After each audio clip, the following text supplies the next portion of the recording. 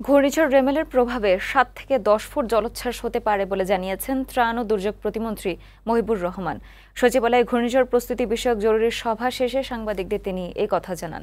প্রতিমন্ত্রী বলেন, সমুদ্র উপকূলের জন্য বিপদ সংকেত ৩ থেকে ৪ নম্বরে চলে যাবে। গভীর নিম্নচাপটি মোংলা ও পায়রা বন্দরের ৫০০ থেকে ৬০০ কিলোমিটার দূরে আছে। আজ মধ্যরাত থেকে রেমেল ডেঞ্জার পয়েন্টে চলে যেতে পারে এবং কাল সন্ধ্যা নাগাদ উপকূলে আঘাত হানতে পারে বলেও জানান তিনি। দুর্যোগ মোকাবেলায় ৮০,০০০ স্বেচ্ছাসেবক প্রস্তুত আছে উল্লেখ করে প্রতিমন্ত্রী বলেন, অনেক বেশি বৃষ্টি হওয়ার আশঙ্কা রয়েছে, তাই সবাইকে বিশেষ করে পাহাড়ে বসবাসকারীদের সতর্ক থাকার আহ্বান জানান তিনি। এই ঘূর্ণিঝড়টা আমরা সাতক্ষীরা থেকে চিটাগাং কক্সবাজার পর্যন্ত পুরো এলাকা কম বেশি এফেক্টেড হইতে পারে। একদিকে ঘূর্ণিঝড়, ল্যান্ডস্লাইড এবং সমুদ্রের নৌকার বিভিন্ন মাছ ধরা ট্রলার যারা যে অবস্থা আছে সবকিছু মাথায় রেখে আমরা সার্বিক প্রস্তুতি আমরা ইতিমধ্যে আমরা নিয়েছি। সেভাবে আমরা আমাদের কাজগুলি শুরু করে দিয়েছি।